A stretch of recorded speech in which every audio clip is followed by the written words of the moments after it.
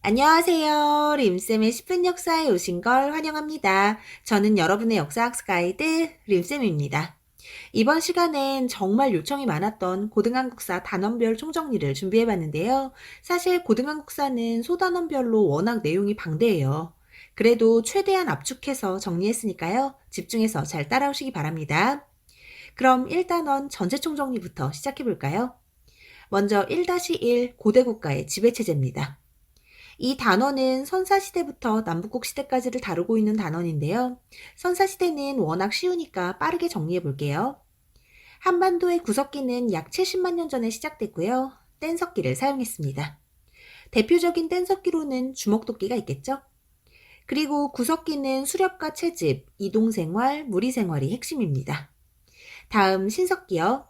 한반도의 신석기 시대는 약 1만 년 전부터 시작됐으며 이 시대 때의 핵심은 농경과 목축의 시작입니다. 도구는 간석기고요. 농사를 짓기 시작하면서 정착생활을 했고 시족사회에서 점차 부족사회를 형성해 나갔습니다. 그리고 빗살무늬 토기 같은 토기도 사용했었죠. 그리고 청동기. 청동기 시대의 대표적인 유물에는 비파형 동검이 있는데요. 청동은 워낙 귀했기 때문에 이 시대 때도 일상생활에서는 반달칼 같은 정교한 간석기를 사용했습니다. 그리고 청동기 시대부터 계급이 출현했고요. 지배자가 등장하며 군장국가가 형성됐습니다. 이때 만들어진 우리나라 최초의 국가가 바로 고조선이죠. 마지막으로 철기시대. 철기시대부터는 철제무기는 물론 철제농기구가 사용됐고요. 이로 인해 농업 생산량이 많아졌고 활발한 정복전쟁이 일어났습니다. 그래서 이때부터 여러 연맹왕국이 등장하며 고대사회가 발전해 나갔습니다. 자, 이렇게 구석기부터 철기시대까지 간단하게 살펴봤고요. 다음으로는 청동기 시대에 등장한 우리나라 최초의 국가 고조선에 대해 알아볼까요? 고조선은 여러 부족 간의 통합을 통해 성립된 군장국가로 당군왕검이 건국했습니다. 이런 고조선은 제사장이 곧 정치 지도자인 제정일치 사회였고요. 랴오닝과 한반도 서북부를 중심으로 발전했는데요. 이러한 고조선의 세력 범위를 알려주는 유물로는 비파형 동검과 탁자식 고인돌이 있습니다. 또 고조선에서는 부왕이나 준왕 등이 왕위를 세습하기도 했고요. 왕의 세력을 뒷받침해주는 관직으로 상, 대부, 장군 등이 존재했습니다. 그리고 고조선 하면 역시나 팔조법. 이 팔조법은 상당히 보복적인 성격을 띠고 있는데요. 사람을 죽인 자를 즉시 죽이고 상해를 입히면 곡식으로 갚는 등의 내용을 통해 당시 고조선이 생명과 노동력을 중시한 농경사회였다는 걸 유추할 수 있습니다. 이러한 고조선은 위만이 집권하면서부터 중개무역으로 크게 성장했지만 결국 한해 침입으로 멸망했고요. 이후 한반도에는 여러 나라들이 등장했습니다. 지도에서 보시는 것처럼 부여, 고구려, 옥저, 동해, 그리고 마한과 진안, 변안이 있는데요. 마한과 진안, 변안을 합쳐서 사만이라고 합니다. 이들 중 부여와 고구려에만 왕이 있고요. 나머지는 군장이 다스리는 사회였습니다. 특히 부여는 왕을 중심으로 마가, 우가, 저가, 구가 4개의 가들이 모여있는 오부족 연맹체였고요. 각 가들이 다스리는 지역인 사출도가 있었습니다. 그리고 고구려 역시 왕이 있고요. 전로부, 계로부 등 5개로 구성된 오부족 연맹체의 모습을 띠고 있으며 왕 아래의 각각의 대가들은 사자와 조위, 선인들의 관리를 거느릴 수 있었습니다. 한편 옥저와 동해는 왕이 없고요. 읍군도는 삼노라 불리던 군장이 부족을 다스리다가 이후 고구려에 흡수됐습니다. 그리고 한반도 남쪽에 위치한 사만에는 수십 개의 소국이 존재했는데요. 이 중 목지국의 지배자가 사만을 주도했습니다. 이 사만 역시 군장국가고요. 군장을 신지 또는 읍차라고 불렀습니다. 또 특이하게도 제사장인 청군이 따로 존재하는 재정분리 사회였는데요. 청군이 제사를 주관하는 소도는 군장도 함부로 할 수 없을 만큼 청군의 권위도 막강했습니다. 이러한 사만의 소국들 중에서 우리가 너무나 잘 알고 있는 백제와 신라가 성장한 건데요. 지금부터 본격적으로 삼국시대 들어가 볼게요. 고구려의 성립은 앞서 소개해드렸고요. 백제요. 이 백제는 부여와 고구려의 유의민이 한강 유역의 토착 세력과 건국한 나라고요. 도읍지는 하남의 위례성이었습니다. 한편 진안의 소국 중 하나였던 신라는 4세기 전반까지 박석김 3개의 성씨가 돌아가면서 왕이 됐습니다. 이처럼 삼국시대 초기는 강력한 부의 대표가 왕이 되는 연맹왕국의 성격이 강했고요. 각 부는 자치권을 행사할 수 있었으며 국가의 중대사는 왕과 부의 대표가 함께 회의를 통해 결정했습니다. 이러한 삼국의 회의로는 고구려의 제가회의, 백제의 정사함회의, 신라의 화백회의가 있고요. 특별히 신라의 화백회의는 만장일치제였습니다. 한편 변환의 여러 소국들은 연맹왕국인 가야를 형성했는데요. 철을 바탕으로 성장한 가야는 초기엔 금강가야를 그리고 후기엔 대가야를 중심으로 발전했습니다. 이렇게 삼국이 성립된 이후 고구려는 도읍지를 국내성으로 옮기고 1세기 후반 태조왕 때는 옥저를, 4세기 미천왕 때는 낙랑군을 축출하며 영토를 확장했습니다. 그리고 백제는 3세기 고이왕 때 관등제와 건북제를 도입해 국가의 기틀을 마련했고요. 마흔의 목지국을 공격해 한강유역을 장악했습니다. 이렇게 가장 먼저 한강유역을 차지한 백제는 4세기 근초고왕 때부터 가장 먼저 전성기를 맞아 마한 전체를 병합하고 고구려의 평양성을 공격했으며 동진과 외환은 활발하게 교류했습니다. 한편 신라는 4세기 후반 내무랑 때가 돼서야 비로소 김씨의 왕위 세습을 확립하며 고대 국가의 기틀을 마련했고요. 대군장이란 뜻의 마립간을 왕호로 사용했습니다. 이렇게 각각 고대 국가의 기틀을 마련한 삼국은 서로 항쟁을 이어가며 성장했는데요. 먼저 고구려는 4세기 백제 근초고왕의 공격으로 위기를 맞았지만 소수리망이 이를 잘 극복한 뒤 불교 수용과 율령반포, 태학 설립 등의 정책으로 고구려의 중앙집권 체제를 확립했습니다. 그리고 이후 등장한 광개토대왕은 활발한 정복전쟁으로 한강 이북을 차지하고 신라에 침입한 외를 격퇴해 신라의 영향력을 행사했고요. 랴오둥반도와 만주 일대를 장악했습니다. 그리고 그 뒤를 이은 장수왕은 적극적인 남진 정책을 펼쳐 수도를 평양으로 천도하고 한강유역 전체를 차지했으며 남한강까지 세력을 확장했습니다. 이처럼 5세기 한반도의 주인공은 고구려였는데요. 이러한 고구려의 팽창 정책으로 한강을 뺏긴 백제는 웅진으로 천도했고요. 이후 무령왕이 백제의 중흥을 꿈꾸며 22담로를 설치해 왕권을 강화했고 성왕은 수도를 사비로 천도해 개혁 정치를 펼쳤습니다. 이때 성왕은 22부의 중앙관청과 함께 중앙에 5부, 지방에 5방을 설치했고요. 신라와 연합해 한강 유역을 일시적으로 재탈환했지만 결국 신라 진흥왕의 배신으로 관산성 전투에서 전사했습니다. 한편 6세기에 들어서야 비로소 중앙집권 체제를 확립한 신라는 지증왕 때부터 왕이라는 칭호와 신라라는 국호를 사용하기 시작했습니다. 그리고 법흥왕 때는 불교를 공인하고 율령을 반포해 국가체제를 정비했고요. 관리의 공복을 제정하고 병부와 상대 등을 설치했습니다. 그리고 그 뒤를 이은 진흥왕이 한강유역을 차지하며 신라의 전성기를 누렸는데요. 남으로는 대가야를 병합하고 북으로는 함흥평야까지 진출했습니다. 이러한 진흥왕의 영토 확장을 알려주는 비석에는 북한산 순수비와 단양 적성비 등이 있었죠. 그리고 또 진흥왕은 화랑도를 국가조직으로 개편했는데요. 이 화랑도가 이후 삼국통일의 기반이 되어주었습니다. 다음은 삼국의 관등제와 귀족회의를 좀 살펴볼게요. 제가 앞서 소개해드렸던 삼국의 회의들이 이후 귀족회의로 자리 잡았는데요. 이 중 고구려의 귀족회의는 제가회의고요. 수장은 대대로, 관등은 10여 관등입니다. 그리고 백제의 정사함회의는 상자평을 수장으로 육자평 형태의 관등제를 마련했고요. 신라의 화백회의는 상대 등을 수장으로 17관등제를 정비했습니다. 이러한 고대 사회는 철저한 신분사회로 크게 지배층인 귀족과 피지배층인 평민과 천민이 있고요. 이러한 신분은 세습됐습니다. 이 중 대표적인 신분제도가 바로 신라의 골품제인데요. 골품제는 성골과 진골, 그 아래로 6두품부터 1두품까지의 서열이 있는 상당히 폐쇄적인 성격의 신분제도입니다. 이건 골품제를 상징하는 도표인데요. 시험에 잘 인용되니까 잘 기억해두세요. 그리고 고대의 경제에서는 고구려의 진대법 정도는 기억해 주셔야 됩니다. 진대법은 봄에 곡식을 빌려주고 가을에 갚게 하는 농민 안정책이었죠. 그리고 고대의 수치제도인 조세 공납역, 여기서 조세는 토지세고요. 공납은 특산물, 역은 노동력을 뜻합니다. 자, 이렇게 수치제도까지 삼국시대에 대해 살펴봤는데요. 그럼 이제 삼국을 통일한 신라의 이야기를 좀 해볼까요?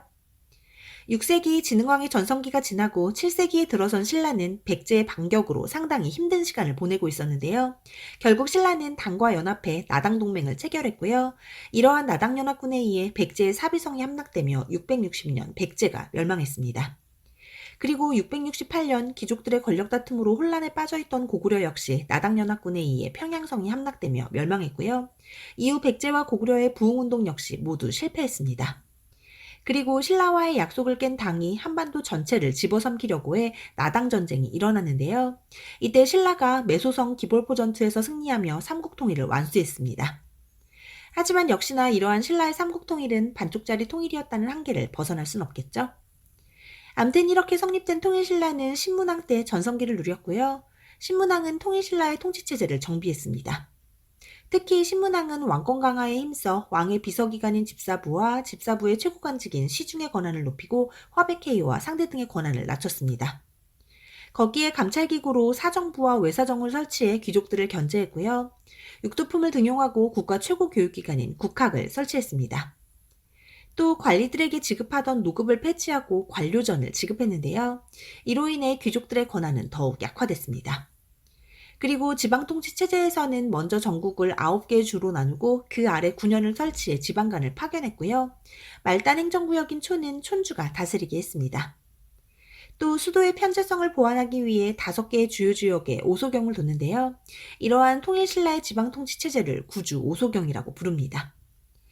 그리고 신라에는 촌락문서가 있었는데요. 이는 보다 효율적인 세금 징수를 위해 촌주가 작성한 것으로 각 마을의 인구수와 가축수, 토지 면적 등이 기록되어 있습니다. 그리고 상수리 제도. 이 상수리 제도는 지방의 촌주를 일정 기간 수도에 머무르게 하는 제도고요. 이를 통해 지방 세력을 견제했습니다. 마지막으로 통일신라의 군사제도는 구서당 10정이고요. 중앙군이 구서당, 지방군이 10정이었습니다. 이렇게 통일신라는 나름 탄탄한 통치체제를 확립했지만 후기에 들어선 귀족들의 권력 다툼으로 흔들리기 시작했고요. 지배층의 타락으로 곳곳에서 농민봉기가 일어났으며 지방호족들이 성장해 권력을 행사했습니다. 그리고 이 호족들이 결국 육두품들과 손잡고 새로운 사회를 건설하게 되죠. 한편 이 시기 북쪽에서는 고구려의 장수였던 대조영이 고구려의 유이민과 말가린을 이끌고 동모산에 터를 잡아 새로운 나라를 건국했는데요. 이것이 바로 고구려를 계승한 발해입니다. 이러한 발해에서는 3명의 왕을 기억하시면 되는데요. 이 중 무왕은 당과 신라를 견제했던 왕으로 당의 산둥반도를 공격하고 흑수말가를 제압하며 영토를 확장했고요. 인안이라는 연호를 사용했습니다. 그리고 문왕 때는 당과 우호 관계를 맺기 시작했고요. 수도인 상경성을 건설하고 대응이라는 연호를 사용했습니다. 그리고 선왕 때 드디어 전성기를 맞았는데요. 이때 대부분의 말갈족을 복속시키고 요동과 연해주까지 진출했던 발해는 해동성국이라고 불렸습니다. 이러한 발해의 중앙통치체제는 삼성육부였고요. 지방은 5경 15부 62주로 나누고 도독과 자사 등 관리를 파견했습니다. 또 최고 교육기관으로 주자감을 두어 유학을 장려하기도 했는데요. 안타깝게도 10세기경 급격한 국력의 쇠퇴와 거란의 침입으로 결국 발해는 멸망했습니다. 자, 이렇게 구석기부터 발해까지 달려봤는데요. 여기까지가 1-1 고대국가의 지배체제고요. 우리는 다음으로 1-2로 넘어가 볼게요.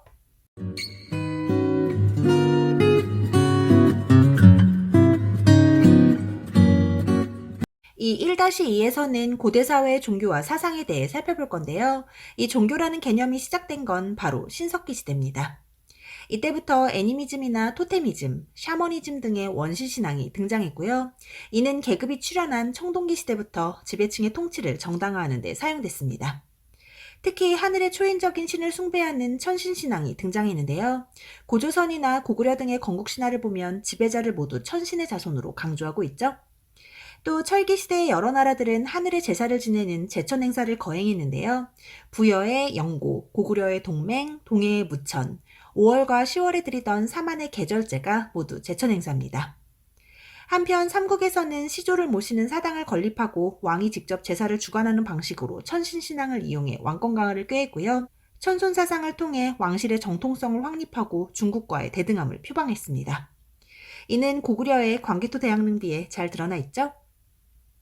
다음은 고대의 종교 중 가장 중요한 불교입니다. 삼국시대부터 지배층은 왕권 강화를 위해 불교를 수용했는데요. 고구려는 소수림왕이 전진해서 불교를 받아들였고 백제는 침류왕 때 동진에서, 그리고 신라는 법흥왕 때 2차 돈의 순교로 불교를 공인했습니다. 이러한 불교는 나라를 보호하는 호국적 성격을 띠고 있으며 왕이 곧 부처라는 왕즉불 사상을 내세웠습니다. 특히 신라의 경우 불교에 무척 적극적이었는데요. 왕과 불교의 전륜선왕을 연결시키고 불교식 왕명을 사용했으며 선덕여왕 때는 자장법사의 건의로 황룡사 구축목탑을 만들었습니다. 백제 역시 왕실 차원에서 대규모 사찰과 탑을 건립했는데요. 미륵사가 대표적입니다. 한편 삼국의 지배층들은 불교의 업서를 이용해 신분질서를 정당화했는데요. 내가 지금 천민인 건 전생에 지은 죄가 많기 때문이라고 인식하기에 신분질서를 더욱 공고하게 만들었습니다. 이렇게 지배층을 중심으로 발달했던 삼국의 불교는 통일신라에 들어서며 대중화가 이루어지기 시작했는데요. 이러한 불교의 대중화에 앞장선 대표적인 인물이 바로 원효대사입니다. 이 원효의 해골물이라는 워낙 유명하죠?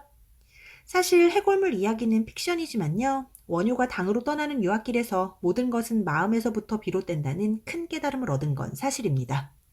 이렇게 깨달음을 얻은 원효는 일반 백성들에게 어려운 불교 사상 대신 나무아미 타불만 외워도 극락에 갈 수 있다며 아미타 사상을 강조했고요.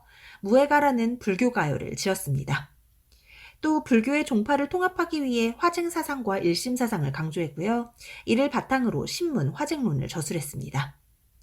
한편 이 시기 활동했던 또 다른 중요한 인물인 의상은 화엄 사상을 주장해 화엄종을 개창했는데요. 화엄 사상이란 하나가 전체요, 전체가 하나다라는 일즉다 다즈기를 주장한 사상으로 이를 바탕으로 화엄일승 법계도라는 책을 저술했습니다. 또 의상은 현생의 소원을 들어주는 관세음보살을 내세워 관세음 사상을 강조했고요. 부석사를 포함한 많은 사찰을 건립해 제자 양성을 위해 힘썼습니다. 이 원효와 의상이 비교해서 잘 나오는데요. 이게 또 헷갈리니까 다시 한번 정리해 볼게요. 원효는 먼저 아미타 사상과 나무아미 타부를 강조했고요. 의상은 관세음 사상과 관세음 보살을 중시했습니다. 그리고 원효는 화증 사상을 바탕으로 신문, 화증론을 저술했고요. 의상은 화엄 사상을 바탕으로 화엄일승 법계도를 저술했습니다. 또 원효는 무예가, 의상은 부석사가 특징이었죠? 잘 기억해 두세요. 그리고 원효와 의상 말고도 원칙이라는 승려는 당의 현장에게서 가르침을 받고 법상종의 발전에 기여했고요. 희초는 당과 인도를 여행하고 왕호천축 국전이라는 인도 불교 여행기를 저술했습니다. 그리고 또 통일신라 시대엔 불교 문화도 융성했는데요. 대표적으로 불국사와 석굴암이 있겠죠? 한편 통일신라 말에는 기존의 교리를 중시한 교종 대신 선종이 유행했는데요. 선종은 참선을 통해 깨달음을 얻으면 누구나 부처가 될 수 있다고 주장한 사상으로 혼란한 신라 말의 호족들의 전폭적인 후원을 받았습니다. 이로 인해 전국에 9개의 선종 사찰이 만들어졌는데요. 이를 구산선문이라고 하고요. 이때 승려의 사리를 보관한 승탑도 유행했습니다. 이 구산선문과 승탑은 선종을 상징하는 것들로 문제에 잘 인용되니까 잘 기억해 두시고요. 이러한 선종이 부패한 신라말 새로운 사회를 건설하는 사상적 기반이 된다는 점도 잘 체크해 두세요. 한편 발해에서는 불교가 발달했는데요. 발해 역시 지배층을 중심으로 불교가 발전해 불교식 왕명을 사용했고요. 수도인 상경성에 많은 사찰이 건립됐습니다. 이러한 발해의 불교는 고구려의 영향을 받았는데요. 발해의 불상인 이불병자상이나 석등을 보면 고구려의 색깔을 느낄 수 있습니다. 자, 이렇게 고대 사회의 대표 종교인 불교에 대해 살펴봤고요. 다음으로 도교로 넘어가 볼까요? 도교 역시 삼국시대 중국을 통해 전래됐으며 지배층을 중심으로 발전했고요. 신선사상과 산천숭배의 민간신앙이 결합해 불로장생과 현세구복을 추구하는 종교로 자리 잡았습니다. 이러한 도교의 흔적은 삼국문화 곳곳에 남아있는데요. 고구려의 고분벽화에 남아있는 사신도가 대표적입니다. 특히 이 현무도는 고구려의 도교를 보여주는 대표적인 유물이고요. 백제의 산수무늬 벽돌과 금동대학로에서 역시 도교의 색깔을 찾아볼 수 있습니다. 다음으로는 풍수지리설인데요. 신라말 도선이 들여온 이 풍수지리설은 산과 하천, 땅 등의 자연이 인간 생활에 영향을 미친다는 이론으로 신라인들의 경주 중심의 사고방식을 크게 흔들었습니다. 특히 신라말 호족들은 경주는 기운이 쇠했다며 송악 길지설 등을 내세워 자신들의 세력을 확대했었죠. 그리고 고대사회의 사상에서 절대 빠질 수 없는 거, 바로 유학인데요. 삼국시대부터 우리나라는 유학교육에 정말 진심이었습니다. 그래서 고구려는 중앙의 태학과 지방의 경당 등에서 유학을 가르쳤고요. 이 중 경당에서는 학문과 무술교육을 함께 했습니다. 그리고 백제는 오경박사를 두어 유학교육을 담당했고요. 일본에 유학을 전수했습니다. 신라 역시 유학을 열심히 공부했는데요. 이를 알려주는 유물로는 임신서기석이 있습니다. 또 진흥왕 순수비에서는 논어를 인용하기도 했고요. 화랑도의 규율인 세소고개에서 역시 유교 덕목을 강조하고 있습니다. 이렇게 삼국의 유학은 관료의 육성과 도덕규범의 강조, 종묘 설치 등의 제도 정비에 활용됐습니다. 한편 삼국에서는 역사서 편찬 역시 활발히 이루어졌는데요. 먼저 고구려는 육이라는 방대한 역사서를 영량왕 때 이문진이 5권으로 정리해 신집을 편찬했고요. 백제는 근초고왕 시기 고흥이 서기를 저술했습니다. 또 신라는 진흥왕 때 거칠부에 의해 국사가 편찬됐는데요. 안타깝게도 이러한 삼국의 역사서는 모두 전해지지 않습니다. 다음은 통일신라의 유학인데요. 유학을 통치 이념으로 사용한 통일신라에서는 신문왕 때 국가교육기관으로 국학을 설치했고요. 원성왕 때는 유교경전의 이해 수준을 평가해 관리를 선발하는 독서상품과를 설치했지만 원활한 시행이 이루어지지는 못했습니다. 한편 통일신라에는 뛰어난 유학자도 많았는데요. 먼저 외교문서에 능했던 육두품 출신의 강수와 화한계의 저자인 설총. 이 설총은 원효대사의 아들로도 유명하죠. 이러한 설총은 한자의 음을 우리말로 표기한 이두를 정리한 인물이기도 합니다. 또 진골 출신의 김대문은 화랑세기와 고승전 등을 통해 신라의 자주적인 문화를 강조했고요. 육두품 출신의 최치현은 당의 빈공과에 급제하여 토왕소 경문 등을 저술하며 이름을 날렸는데요. 이후 최치현은 혼란의 신라말 진성여왕에게 사회개혁안을 제시했지만 이는 받아들여지진 않았습니다. 하지만 신라말 개혁적인 모습을 보였던 육두품들은 결국 지방호족들과 손을 잡고 새로운 사회를 건설하게 되죠. 마지막으로 발해의 유학인데요. 발해 역시 최고 교육기관인 주자감에서 유학을 가르쳤고요. 육부의 명칭을 유교적 덕목으로 정하는 등 유학의 진심이었습니다. 그래서 당의 시험인 빈공과에도 많이 합격했고요. 한문학이 발달하기도 했는데요. 이러한 발해의 한문학에서는 양태사의 시가 유명합니다. 자, 이렇게 유학까지 1-2를 마쳤고요. 이제 1-3 고려로 넘어가 볼게요.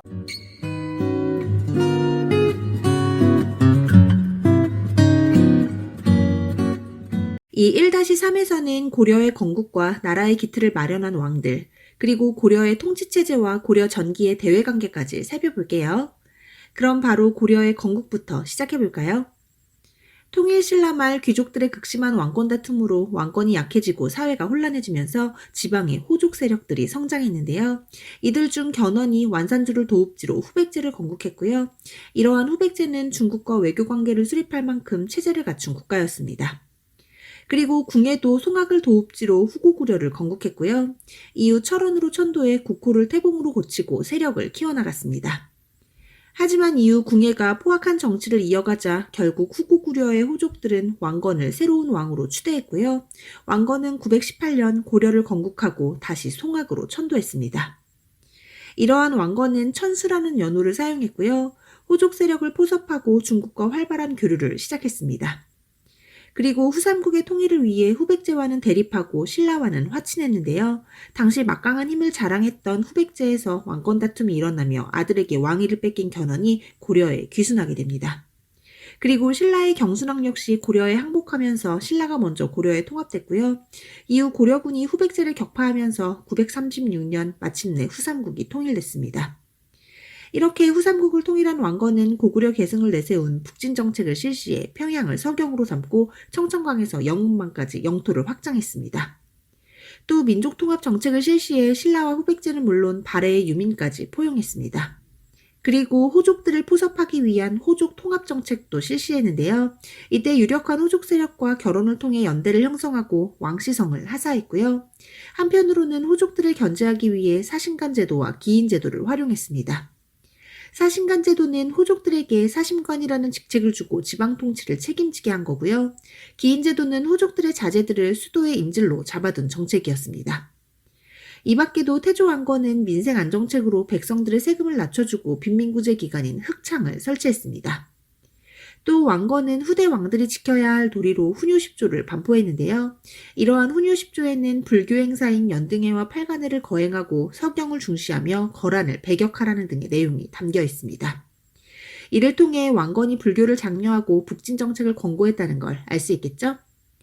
이렇게 고려를 건국하고 건국초 기틀을 다졌던 태조 왕건.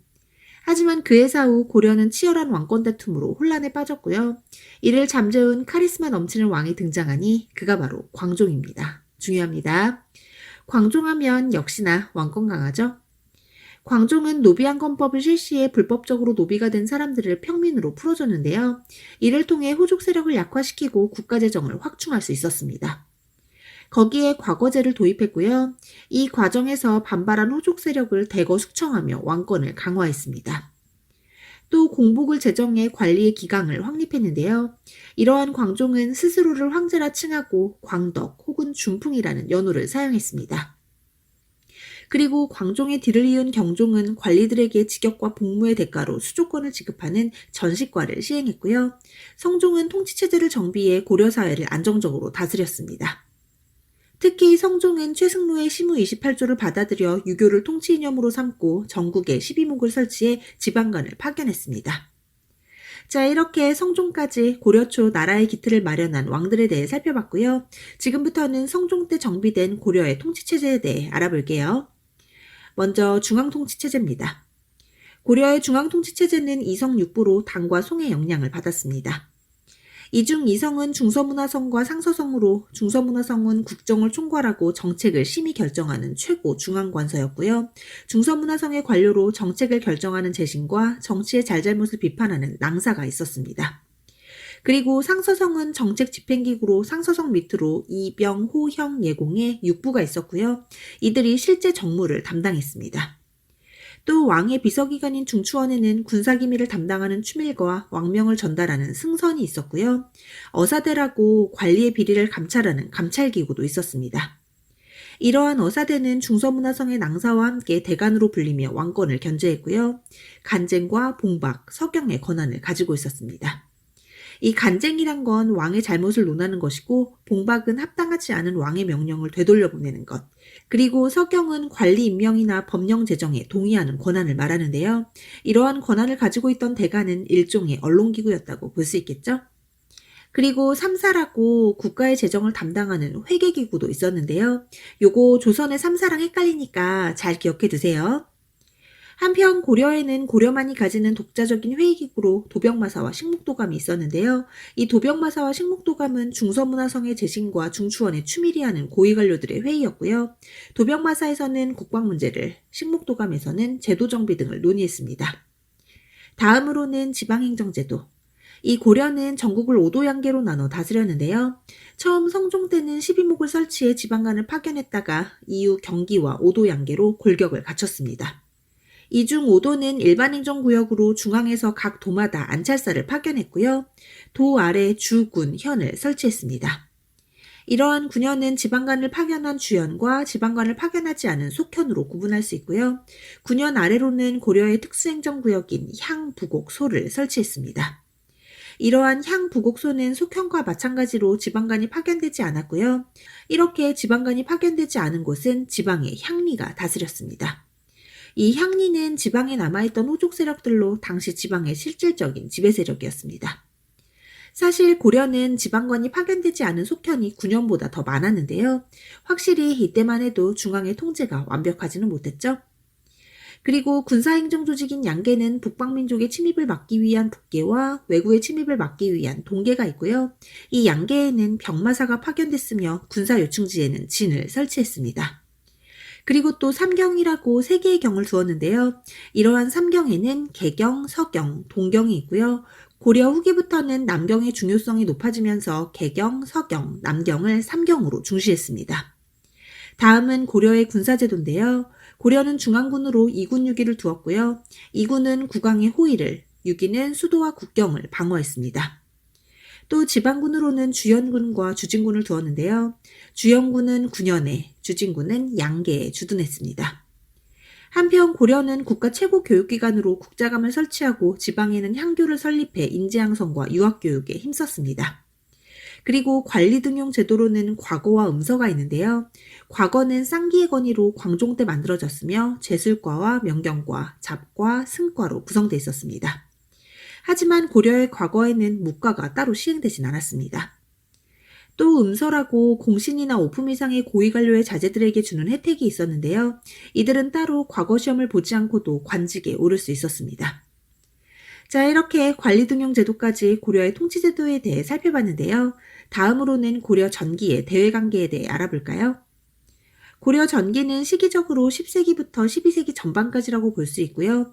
이 시기 동아시아는 고려와 송, 거란과 여진의 다원적 국제질서가 형성된 시기였습니다. 이때 고려는 송과 가장 활발하게 교류하며 송으로부터 선진문물을 받아들이고 거란과 여진을 적당히 견제했습니다. 또 고려는 다원적 국제질서 속에서도 독자적인 천하관을 드러냈는데요. 스스로 해동천하를 자처하며 주변의 동여진과 일본을 상대로 자국 중심의 외교 정책을 펼쳤습니다. 또한 고려는 스스로 황제국임을 강조해 황제나 천자 같은 표현을 사용하고 연호 역시 사용했습니다.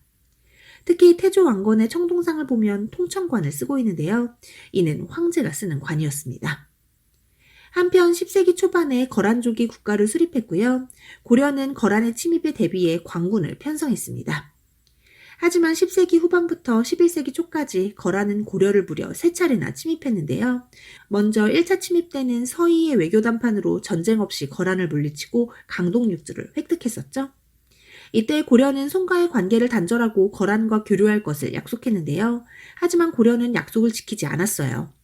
그러자 화가 난 거란이 때마침 고려에서 일어난 강조의 정변을 구실삼아 다시 한번 고려를 침입했습니다. 이게 바로 거란의 2차 침입인데요. 이때 개경이 함락하는 등 위기가 찾아왔지만 고려는 끝내 저항했습니다. 그리고 마지막으로 거란의 3차 침입 때는 강감찬이 활약했는데요. 강감찬의 귀주대첩은 워낙 유명하죠? 이때 강감찬이 귀주에서 거란군을 격파했고요. 이후 고려는 국방을 강화하기 위해 천리장성을 축조했습니다. 한편 여진의 경우 처음에는 고려를 부모의 나라로 섬기며 조공을 바쳤는데요. 12세기 초 세력이 커지면서 고려의 국경을 침범하기 시작했습니다. 이에 윤관이 별무반을 조성해 여진을 정벌했는데요. 별무반은 신기군과 신보군, 항마군으로 편성된 군대였습니다. 이러한 윤관의 별무반은 여진을 정벌한 후 동북구성을 축조했습니다만 여진의 계속적인 반환 요청에 결국 다시 동북구성을 반환해줬습니다. 그런데 이랬던 여진이 강성해지면서 금을 건국하고 거란을 정복하더니 급기야 송을 남쪽으로 밀어버렸습니다. 그리고는 고려에 사대를 요구했는데요. 이러한 금의 사대 요구를 고려의 지도층이 결국 받아들여 금과 사대 관계를 맺었습니다. 이때 금과의 사대에 앞장섰던 인물이 이자겸과 김부식 등의 문벌들이었는데요.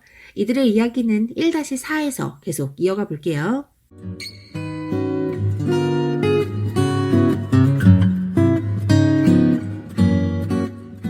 자, 이제 1-4 고려의 통치체제와 국제질서의 변동 두 번째 시간으로 돌아왔고요. 이 단원에서는 문벌사회의 형성부터 고려의 멸망까지 살펴볼게요. 먼저 문벌사회의 성립입니다. 문벌이란 고려의 건국 세력인 호족과 육두품들이 중앙정계를 장악한 이후 여러 대에 걸쳐 고위관직을 독점하며 형성된 가문을 말합니다. 이들은 과거와 음서를 통해 관직을 독점했고요. 고위 관료들에게 지급되던 공음전을 통해 대토지를 소유해 나갔습니다. 또한 이들은 자신의 권력을 강화하기 위해 왕실이나 다른 문벌들과 중첩된 혼인관계를 맺으며 자기들만의 리그를 형성해 나갔는데요. 이러한 문벌들은 금과의 사대관계를 놓고 점차 분열되기 시작했습니다. 문벌사회의 모순이 드러나기 시작한 건데요. 이처럼 문벌사회의 모순을 보여주는 대표적인 사건으로는 이자겸의 난이 있습니다. 이자겸은 왕실과의 거듭된 혼인으로 권력을 잡은 대표적인 문벌이었고요. 왕실을 등에 업고 횡포를 부리던 이자겸을 인종이 먼저 제거하려고 했지만 이는 실패했고 오히려 이자겸이 척준경과 함께 난을 일으켜 권력을 장악했습니다. 하지만 이후 인종이 척준경을 회유해 이자겸의 난은 결국 실패로 끝났고요. 이후 또 한 번 문벌사회가 동요하는 사건이 발생하니 바로 묘청의 서경천도 운동입니다. 중요합니다. 이자겸의 난을 진압한 인종은 묘청과 정지상 등의 서경 세력들을 이용해 개혁 정치를 추진하고자 했고요. 묘청은 풍수지리서를 내세워 서경으로의 천도를 주장했습니다. 또한 금과의 사대 관계를 반대하고 칭제 건원과 금국정보를 주장했는데요. 하지만 이는 보수적인 개경파의 반대로 좌절됐고요. 인종마저 개경파의 손을 들어주자 묘청은 서경에서 반란을 일으켰습니다. 하지만 묘청의 난은 결국 개경파인 김부식이 이끄는 광군에게 진압되고 결국 묘청의 서경천도 운동은 실패로 끝났습니다. 그리고 이렇게 이자겸의 난과 묘청의 난 등으로 흔들리던 문벌사회는 결국 무신정변으로 무너졌습니다. 사실 고려의 무신들은 문신에 비해 상당한 차별을 받고 있었는데요. 문신들의 만행이 극에 달해 무신의 수염을 태우고 따귀를 때리는 등의 도를 넘은 행동에 결국 무신들은 칼을 뽑았습니다. 이것이 바로 정중부와 이이방 등이 주축이 된 무신정변이고요. 이러한 무신정변으로 결국 몬벌들의 시대가 끝나고 무신들의 세상이 열렸습니다만 무신들의 세상도 막장인 건 마찬가지였습니다. 무신정권 초기에는 이이방, 정중부, 경대승, 의민이 서로 실세가 되겠다며 싸우기 바빴고요. 이때 최고 권력기구는 무신들의 회의기구였던 중방이었습니다. 이렇게 중방을 권력 기반으로 사용한 무신들은 문무겸직제를 통해 고위관직을 차지해 정권을 장악했고요. 무신들끼리의 권력 다툼을 이어갔습니다. 이러한 권력 다툼의 최종 승자는 바로 최충원인데요. 최충원을 시작으로 약 60년간 최씨 집권기가 이어졌고요. 이때의 최고 권력기구는 최충원이 만든 교정도감이었습니다. 중요합니다. 이 교정도감에서는 국가의 중요 정책을 결정하고 집행했고요. 거기에 최충원은 경대승 때 만들었던 도방을 더욱 확대했습니다. 그리고 최후가 정권을 잡았을 때는 교정도감과 더불어 정방을 설치해 인사권을 장악하고는 문신들을 등용하기 시작했고요. 국정자문을 얻기 위한 목적으로 서방도 설치했습니다. 또 최후는 개경의 치안을 위해 야별초를 설치했는데요. 이는 이후 군사 기반으로 사용됐습니다. 한편 무신집권기 백성들의 삶은 오히려 더 어려워졌는데요. 하극상을 통해 정권을 잡은 무신들로 신분제가 동요됐고 무신들의 수탈로 농민들의 삶이 더욱 피폐해졌습니다. 이에 결국 전국 각지에서 반란이 일어났는데요. 농민의 난으로는 공주 명학소에서 일어난 망이 망소이의 난과 운문 초전에서 일어난 김삼이 효심의 난이 대표적입니다. 또 천민의 저항으로는 만적의 난이 있는데요. 중요합니다. 개경에서 최충원의 노비였던 만적이 일으킨 이 난은 신분해방을 주장한 것이 특징입니다. 왕우장상의 씨가 따로 있으랴 라고 외치며 새로운 사회를 꿈꿨던 만적. 하지만 안타깝게도 그의 계획은 사전에 발각되어 실패했었죠. 이렇게 무신집권기의 고려는 나라 안팎으로 사건 사고가 많았는데요. 13세기 초에는 몽골이 고려에 왔던 몽골 사신의 피살 사건을 구실 삼아 고려를 침입했습니다. 이러한 몽골의 침입에 고려 정부는 몽골과 강화를 맺었지만 곧바로 파기하고 강화도로 천도했는데요. 이때가 최후가 집권했던 시기였습니다. 이렇게 지도부가 항전을 명분으로 강화도로 천도해버리자 육지에 남아있던 백성들은 몽골의 끊임없는 침략에 맞서 싸워야 했습니다. 이때 고려의 대표적인 항전으로는 박서의 귀주성 전투와 김윤우가 활약한 처인성 전투가 있는데요. 승려였던 김윤우는 처인성 전투에서 몽골의 총사령관인 살리타를 사살하고 몽골군과의 전투를 승리로 이끌었습니다. 이러한 김윤우는 이후 충주성 전투에서도 활약했는데요. 이 충주성 전투는 노비들이 주축이 된 항전이었다는 걸 기억해주세요. 이렇게 고려의 백성들은 최선을 다해 몽골에 맞서 싸웠지만 무려 40년간 이어진 몽골의 침략에 결국 무신 정권이 무너졌고요. 고려 정부는 몽골과 강화를 맺고 개경으로 환도했습니다. 하지만 이때 삼별초는 끝까지 항쟁을 이어가는데요. 삼별초는 최후가 조직한 야별초에 뿌리를 두고 있고요. 좌별초와 우별초, 신의군을 합쳐 삼별초라고 불렀습니다. 이러한 삼별초는 강화도에서 진도와 제주도까지 이동하며 항쟁을 이어갔지만 결국 실패했고요. 고려는 몽골이 세운 원에 의해 반식민지로 전락했습니다. 그리고 원 간섭기 영토가 축소되어 화주에는 쌍성총관부, 서경엔 동령부, 제주엔 탐라총관부가 세워졌고요. 고려 왕의 칭호와 관제도 격이 낮춰져 폐하는 전하로, 태자는 세자로 격화됐습니다. 또 원에게 충성을 다하라는 뜻으로 왕 이름 앞에 충성충자를 붙였고요. 고려의 왕은 무조건 원의 공주와 결혼해야 했습니다. 또 고려의 중앙정치제도인 이성육부는 첨의부 사사로, 중추원은 밀직사로 바꿔 관제의 격을 낮췄고요. 내정간섭기구로 정동행성도 생겼습니다. 중요합니다. 이 정동행성은 원래는 몽골이 일본 침략을 목적으로 고려에 설치한 기구였는데요. 일본 원정의 실패 이후에도 철수하지 않고 다루가치를 파견해 고려의 내정을 간섭했습니다. 이 밖에도 원은 고려에 많은 조공을 요구했고요. 공려라는 이름으로 고려의 처녀들까지 데려갔습니다. 한편 고려에서는 활발한 몽골과의 왕래로 변발과 호복, 족두리, 소주 등의 몽골풍이 유행했고요. 반대로 몽골에서는 만두와 떡 등의 고려향이 유행했습니다. 이러한 원 간섭기의 지배 세력은 친원파인 권문세족들이었는데요. 이들은 기존의 도병마사였던 도평의사사를 장악해 높은 관직을 독점하고 국유주와 백성들의 토지를 강제로 착취해 대농장을 소유했으며 농민들을 무력으로 노비로 만들었습니다. 이로 인해 백성들의 삶은 피폐해졌고 국가재정 역시 궁핍해졌는데요. 하지만 이러한 권문세족들의 권세도 영원할 순 없었습니다. 원이 점차 쇠퇴하기 시작한 건데요. 고려는 이때를 틈타 반원 개혁 정책을 펼쳤습니다. 먼저 충렬왕 때는 원 관리의 횡포를 방어하고 고려 국왕이 정동행성의 장관을 겸직했으며 동령부와 탐라총관부를 반환받았습니다. 그리고 공민왕은 누구보다도 적극적인 반원 자주 정책을 펼쳤는데요. 중요합니다. 공민왕은 먼저 기철 등 권문세족을 숙청했고요. 고려의 관제를 회복해 중서문화성과 상서성을 부활시켰습니다. 또 쌍성 총관부를 공격해 천령 이북의 영토를 회복했는데요. 이 주황색으로 표시된 부분이 공민왕 때 회복된 영토입니다. 그리고 내정간섭기구인 정동행성 이문소를 폐지했고요. 변발 같은 몽골풍도 금지했습니다. 또 신돈의 건의로 전민변정도감을 설치해 권문세족들이 착취한 불법적인 대농장을 원래 주인에게 돌려줬고요. 억울하게 노비가 된 자는 양민으로 풀어줬습니다. 이렇게 개혁정책을 펼치던 공민왕은 정방을 폐지하고 스스로 인사권을 장악해 새로운 인물들을 등용했는데요. 이들이 바로 신진사대부들입니다. 하지만 이러한 공민왕의 개혁정치는 권문세족의 강한 반발에 부딪혔고요. 시기적으로도 홍건적과 왜구의 침입으로 어려움을 겪다 결국 공민왕이 시해되며 실패했습니다. 하지만 공민왕의 개혁정치는 고려의 자주성을 높이고 신진사대부라는 새로운 세력이 성장했다는 점에서 의의가 있는데요. 이렇게 공민왕 때 정계에 들어온 신진사대부는 결국 새로운 세상을 열게 되죠. 이러한 신진사대부는 성리학을 중심으로 성장했으며 친명적인 성격을 띠고 있습니다. 또 신흥무인 세력도 이 시기 홍건적과 왜구를 격퇴하면서 성장했는데요. 대표적인 인물로는 최영과 이성계가 있습니다. 이 이성계가 누군지는 다들 아시죠?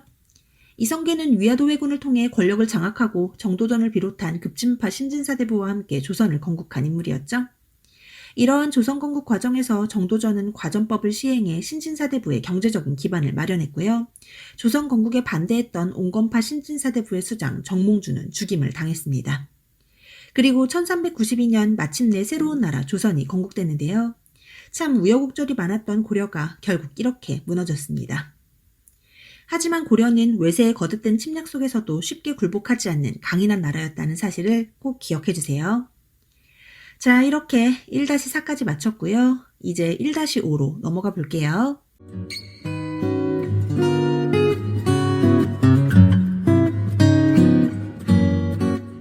이 1-5에서는 고려의 사회와 사상에 대해 살펴볼 건데요. 먼저 고려의 신분 구성부터 알아볼게요. 고려의 신분은 크게 양인과 천인으로 나눌 수 있고요. 양인은 다시 지배층인 정호와 피지배층인 양민으로 나눌 수 있습니다. 그리고 지배층인 정호는 다시 문무양반과 중류층으로 나뉘는데요. 이 정호란 건 쉽게 말해 국가의 녹을 먹고 사는 사람들을 뜻합니다. 지금으로 말하면 공무원들인데요. 이들은 국가로부터 직역의 대가로 토지인 전정을 지급받았습니다. 이러한 정호 중 고위 관리에 해당되는 사람들이 바로 문무양반이고요. 이 중 문반은 문신, 무반은 군대의 장군을 가리킵니다. 이들은 음서와 공음전을 통해 특권을 누리며 성장했고요. 문벌을 형성하기도 했습니다. 그리고 하급 관리인 중류층에는 서리와 남반, 군반, 향리가 있으며 이 중 향리는 지방의 실질적인 지배 세력이었습니다. 이러한 향리의 우두머리를 호장이라고 하는데요. 이들은 지방행정을 장악하고 지방군을 통솔했고요. 일부 향리들은 과거를 통해 중앙관직으로 진출했습니다. 그리고 이 중류층들이 국가로부터 받은 직역과 전정은 세습이 가능했습니다. 다음은 일반 평민인 양민인데요. 이러한 양민은 군현에 거주하는 군현민과 향부곡소에 거주하는 향부곡소 주민으로 나눌 수 있습니다. 이 중 군현민의 대다수가 일반 농민이고요. 이들을 백정이라고 불렀습니다. 우리가 흔히 백정하면 소나 돼지를 잡는 천민을 떠올리는데요. 고려의 백정은 일반 농민을 뜻한다는 걸 잘 기억해 두세요. 이러한 군현민들은 모두 조세와 공물, 역 등의 세금을 내야 했고요. 법적으로 과거 응시도 가능했습니다. 다만 현실적으로 과거를 보긴 힘들었겠죠? 한편 고려의 특수행정구역인 향부곡소 주민들은 같은 양민이면서도 차별을 받았는데요. 이들은 거주 이전에 자유가 없고요. 세금도 일반 백성보다 많이 내야 했습니다. 또 승려가 될 수도 없었고요. 과거에도 응시할 수 없었으며 일반 군현민과 결혼을 할 수도 없었습니다. 생각보다 제한이 좀 많지만 그럼에도 이들의 신분이 양민이었다는 걸 잘 기억해 두세요. 그리고 고려의 신분 중 가장 낮은 천인들은 대다수가 노비였고요. 이들은 재산으로 간주되어 매매와 증여, 상속의 대상이었으며 역의 의무가 없었습니다. 이러한 노비는 크게 공노비와 사노비로 구분할 수 있는데요. 공노비는 국가 소속의 노비로 다시 이병노비와 외거노비로 구분할 수 있습니다. 그리고 개인이 소유한 사노비 역시 솔거노비와 외거노비로 나눌 수 있는데요. 솔거노비는 주인 집에 같이 사는 노비고 외거노비는 따로 거주하며 국가나 주인에게 신공을 내던 노비였습니다.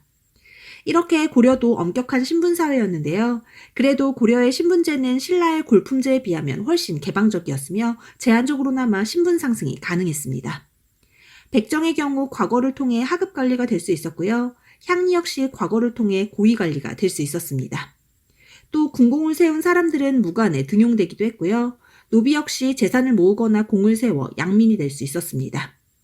이를 보여주는 대표적인 인물이 바로 이이민인데요. 이이민은 무신집권기 노비의 신분에서 최고 권력자가 된 독보적인 인물이었습니다.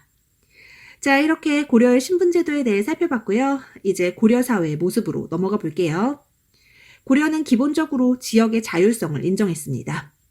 그래서 지역민들은 모두 촌에 소속돼 있었고요. 향리가 9년의 운영을 주도했습니다. 이러한 고려는 지역 간 차별도 심했는데요. 앞서 향부곡소의 주민들이 얼마나 많은 차별을 받았는지 소개해드렸었죠. 하지만 향부곡소의 경우도 공을 세우면 일반 9년으로 승격이 가능했고요. 9년이 반란 등의 문제를 일으키면 향부곡소로 강등되기도 했습니다. 이처럼 지역 간 차별이 존재했던 고려는 본관제를 시행해 이름 앞에 출신 지역을 엄격하게 표기하게 했습니다.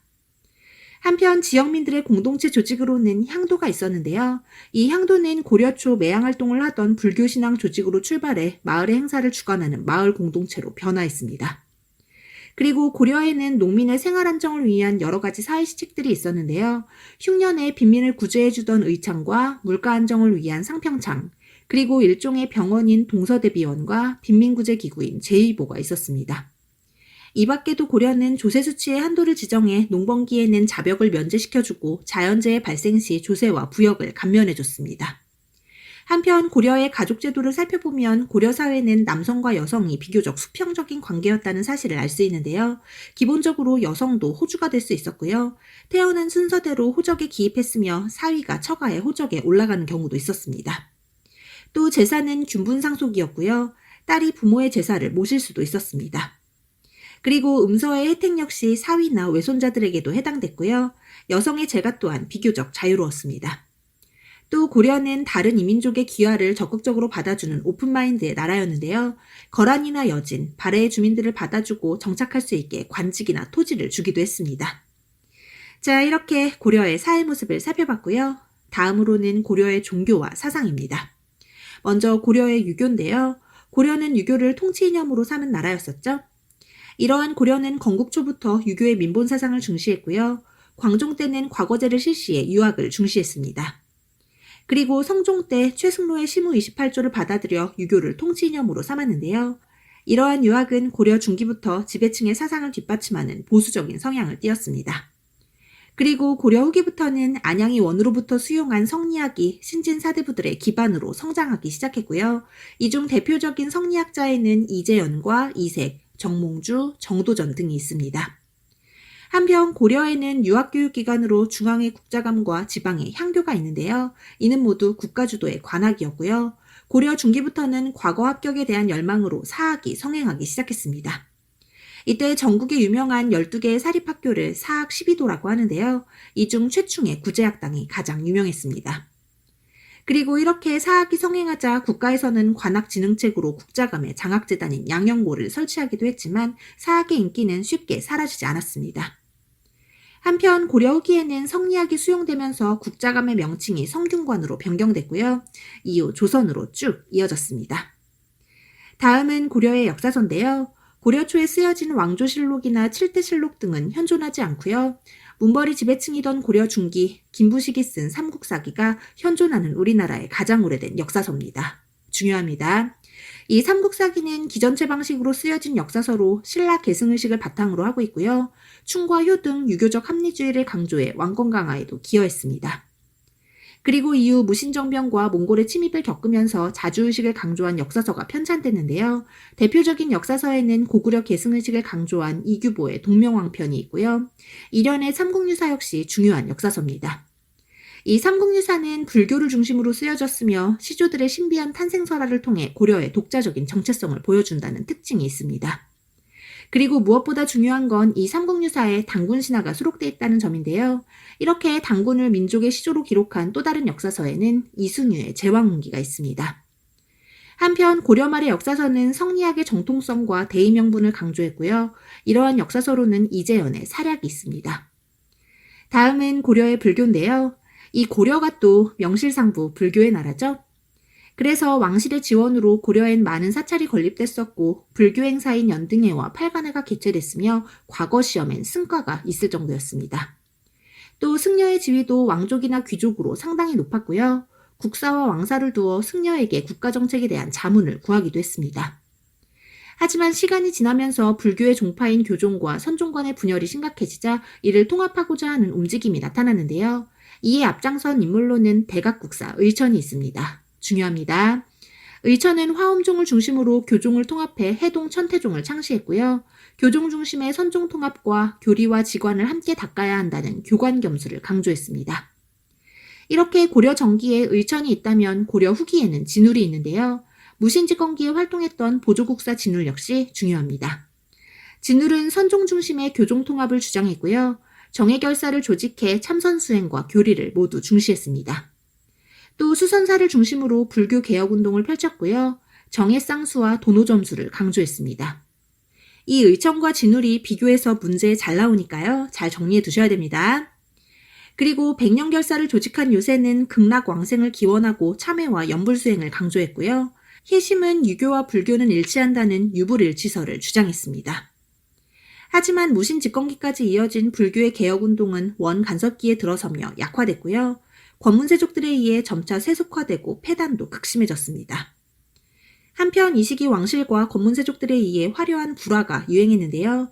대표적인 작품으로는 수월관음도가 있습니다. 그리고 원간섭기에는 새로운 종교로 선종의 종파인 임재종이 수용됐고요. 이와 관련된 승려로는 보우와 해근이 있습니다. 이렇게 불교가 발달했던 고려에서는 불교 경전을 집대성한 대장경이 조판되는데요. 이러한 대장경으로는 초조대장경과 팔만대장경이 있습니다. 중요합니다. 이 초조대장경은 안타깝게 소실됐고요. 팔만대장경은 현재 유네스코 세계 기록유산으로 등재되어 해인사 장경판전에 보관되어 있습니다. 이 밖에도 불교와 관련된 예술품으로 고려 전기에는 불상이, 고려 후기에는 불화가 제작됐고요. 안동 봉정사 극락전과 영주 부석사 무량수전 등 불교 사원도 건축됐습니다. 또 석탑도 많이 만들어졌는데요. 월정사 팔각 구층 석탑이 대표적입니다. 이렇게 고려의 유교와 불교에 대해 살펴봤는데요. 다음으로는 고려의 토착신앙과 도교, 풍수지리설에 대해 간단히 알아볼게요. 고려는 고구려의 시조인 동명성왕과 고려의 시조인 태조왕건을 신격화해 토착신앙을 형성시켰고요. 불교 행사인 팔간회를 토속신에게 드리는 제사 등과 결합시켜 거행하기도 했습니다. 그리고 도교 역시 왕실과 귀족들을 중심으로 근간이 이어졌고요. 마지막으로 풍수지리설은 고려 건국과 묘청의 서경천도 운동, 남경 길지설 등에 영향을 주었습니다. 그리고 이러한 풍수지리설은 또 고려 말 새로운 사회 건설에 영향을 미쳤는데요. 과연 고려 이후 등장하는 조선은 또 어떤 모습일지 1-6에서 만나볼게요.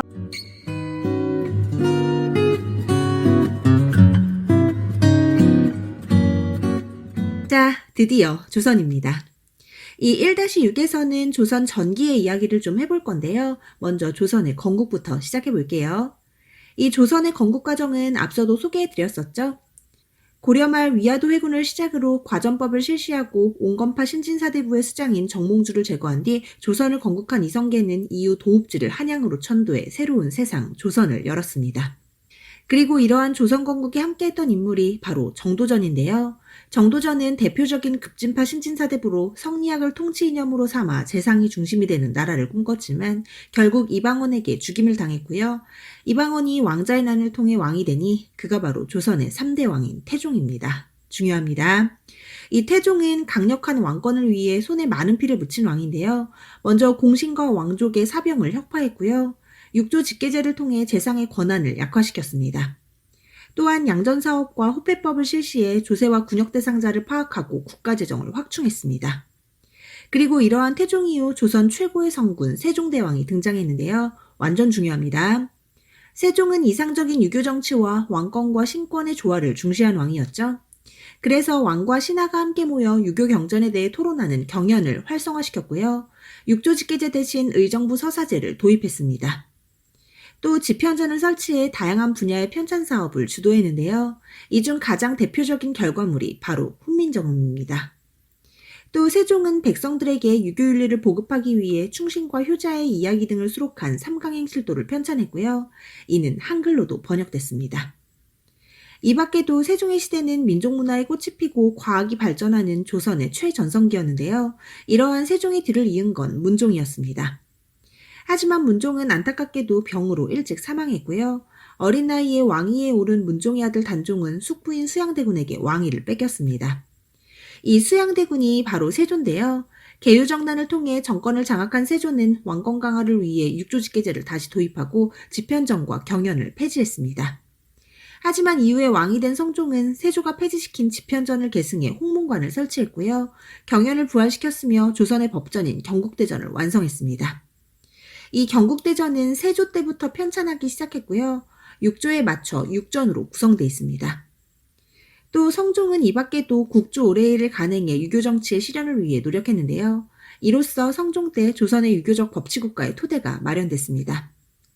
자, 이렇게 조선 전기 나라를 안정시킨 왕들에 대해 만나봤으니 이제 조선의 통치체제로 넘어가 볼까요? 조선의 중앙정치제도는 의정부 6조 체제입니다. 이 중 국정총괄기구인 의정부에서 정책을 심의하고 결정했으며 그 아래의 6조에서는 부서별로 행정실무를 담당했습니다. 그리고 왕권을 뒷받침하는 기구로는 왕의 비서기관인 승정원과 반역죄인을 다루는 왕의 직속 사법기구인 의금부가 있었습니다. 반대로 왕권을 견제하는 기구로 사헌부와 사관원, 홍문관이 있었는데요. 이를 통칭해서 삼사라고 부릅니다. 중요합니다. 이거 고려의 삼사와 헷갈리시면 안 되겠죠? 조선의 삼사는 고려와는 다르게 언론 역할을 하는 기구고요. 관리를 감찰하는 사헌부와 왕에게 간언을 하는 사관원, 그리고 왕의 자문기관으로 경연을 담당한 홍문관으로 구성되어 있습니다. 이 밖에도 수도의 행정과 치안을 담당하던 한성부와 역사서를 편찬한 춘추관, 그리고 국가 최고 교육기관인 성균관도 있었는데요. 이렇게 탄탄하게 구축된 체제 안에서 조선은 국왕과 신하들 간의 합의를 통한 유교 정치를 이어나갔습니다. 특히 언론기관인 삼사는 권력의 독점을 막기 위해 설치했던 것으로 이를 통해 사족들의 여론 또한 수렴할 수 있었습니다. 다음은 조선의 지방통치 체제인데요. 조선은 전국을 8도로 나누고 그 아래 부, 목, 군, 현을 두었으며 기존의 향, 부곡소는 폐지하고 모든 부목군현의 수령을 파견했습니다. 확실히 고려보다 중앙의 통제력이 강화되는데요. 이때 파견된 수령은 행정권과 사법권, 군사권을 모두 가지고 있었습니다. 한편 향리는 고려 때보다 지위가 낮아져 수령의 보좌와 행정실무만 담당했고요. 지방 양반들의 자치기구인 유양소는 수령의 업무를 보좌하고 한편으론 수령과 향리의 부정부패를 감시했습니다. 한편 조선의 양인 남자는 모두 군역의 의무가 있어 정군으로 군대에 가거나 군대를 가지 않는 대신 정군의 비용을 부담했는데요. 이때 비용을 부담하고 군대에 가지 않은 사람들을 보인이라고 합니다. 이러한 조선의 군대는 중앙군과 지방군으로 나눌 수 있고요. 중앙군은 5위로 궁궐과 수도를 보호했으며 지방군은 국방요충지인 영과 진을 수비했습니다. 또 심각한 상황을 대비해 예비군인 잡새군을 두기도 했습니다. 다음은 조선의 관리등용제도인데요. 이 중 가장 대표적인 과거제는 문과와 묵과, 잡과로 구성되어 있고요. 문과는 다시 속과와 대과로 나눌 수 있습니다. 이때 속과에 합격한 생원이나 진사는 성균관에 입학할 수 있었고요. 이후 대과를 봐서 합격을 해야 문관이 될 수 있었습니다. 그리고 조선의 과거에는 승과 대신 묵과가 있었고요. 기술관을 뽑는 잡과는 해당 관청에서 실시했습니다. 또 조선에도 음서가 있긴 했지만 고려와는 다르게 음서로는 높은 관직에 오를 수 없어 의미 있는 제도는 아니었습니다. 한편 조선의 관리등용에는 상피제라는 원칙이 있었는데요. 이는 가족이나 가까운 친인척이 같은 관서에 근무하는 것을 금지하고 출신지로는 지방관을 보내지 않는 제도였습니다. 다음은 교육제도인데요. 조선은 중앙교육기관으로 고등교육을 담당한 성균관과 중등교육을 담당한 사부학당을 두었고요. 지방엔 향교와 서원, 서당 등을 두었습니다. 마지막으로 교통통신제도로는 봉수제와 역참제가 있고요. 조세를 한성으로 운송하기 위해 조운제가 운영됐다는 것도 잘 기억해 두세요. 자, 그럼 이제 다음으로 조선의 대외관계에 대해 살펴볼까요? 조선 전기의 대외관계는 4대 교린을 원칙으로 하고 있는데요. 4대란 큰 나라를 섬긴다는 의미로 조선은 명예계 4대였습니다. 사실 이러한 4대는 처음부터 이루어진 건 아니었고요. 건국 초에는 태조가 추진한 요동정벌로 명과 갈등이 있었지만 태종 때부터 관계가 회복되며 본격적으로 사대했습니다. 그래서 조공을 바치는 대신 답례품을 하사받았고요. 왕이 교체될 때마다 명의 책봉을 받아 독립적인 지위를 인정받았습니다. 이를 통해 조선은 중국의 선진 문물을 쉽게 받아들이고 중국과의 관계를 안정시킬 수 있었겠죠. 한편 강경책과 회유책을 적절히 활용한 교린 정책은 여진과 일본 두 나라에 적용했는데요. 먼저 여진에 대한 강경책으로는 세종 때 사군 육진 개척이 있고요. 사군은 최윤덕이, 육진은 김종서가 개척했습니다. 이러한 사군 육진 개척으로 압록강과 두만강을 경계로 하는 지금의 국경선이 완성됐고요. 토관제도를 실시해 귀화한 여진족에게 관직을 주기도 했습니다. 또한 회유책으로는 무역소를 설치해 제한적으로 조선과의 교류를 허용해줬습니다. 한편 일본과의 교린 정책에서는 강경책으로 세종 때 이종무의 스시마섬 정벌이 있고요. 회유책으로는 부산포, 제포, 연포의 삼포를 개항해 제한적 교역을 허용했습니다. 이 밖에도 조선은 지금의 태국인 시암과 자와 등 동남아시아의 나라들은 물론 지금의 오키나와인 ryukyu와도 교류했습니다. 자, 이렇게 조선 전기의 외교 관계까지 살펴봤고요. 다음으로 15세기 이후 성장한 사림과 공론 정치에 대해 알아볼게요. 사림이란 조선 건국에 참여하지 않은 온건파 신진사대부의 후예들을 말하고요. 이들은 왕도 정치와 향촌 자치를 추구했으며 성종 때부터 언론기관인 3사에 진출해 기존의 훈구 세력을 비판했습니다.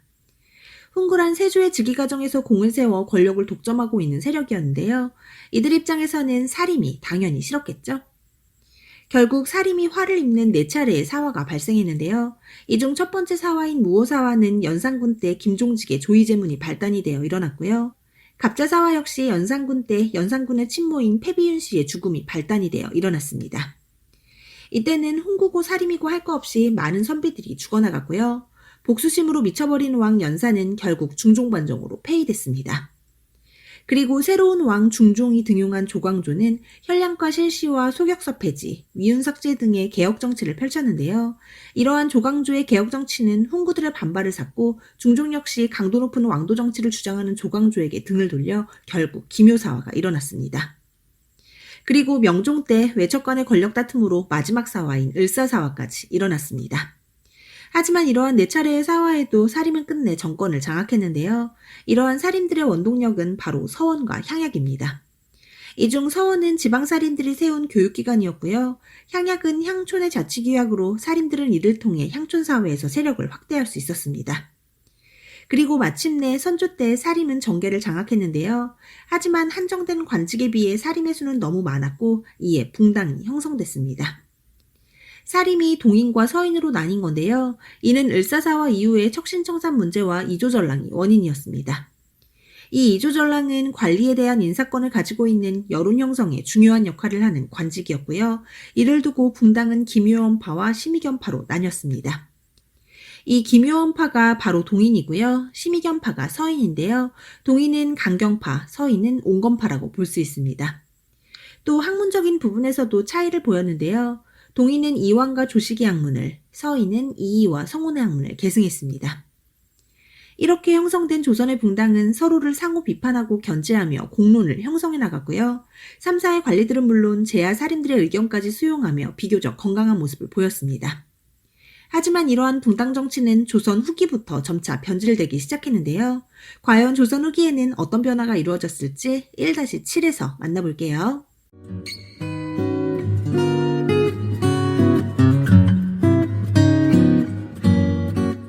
이 1-7에서는 조선 후기에 대해 알아볼 건데요. 여러분 조선을 정기와 후기로 나누는 핵심 사건이 뭔지 아시나요? 바로 1592년에 일어난 임진왜란입니다. 중요합니다. 임진왜란은 일본의 전국시대를 통일한 도요토미 히데요시가 대륙 침략의 야욕을 품고 조선을 침략하며 일어난 전쟁이었는데요. 당시 전쟁 준비가 전혀 되어 있지 않던 조선은 조총으로 무장한 왜군의 침입에 20일 만에 한성을 뺏겼고요. 선조는 부랴부랴 의주로 피난을 가며 명의 원군을 요청했습니다. 하지만 거침없는 왜군의 공격에 평양성마저 함락되고 조선은 절대절명의 위기에 빠졌는데요.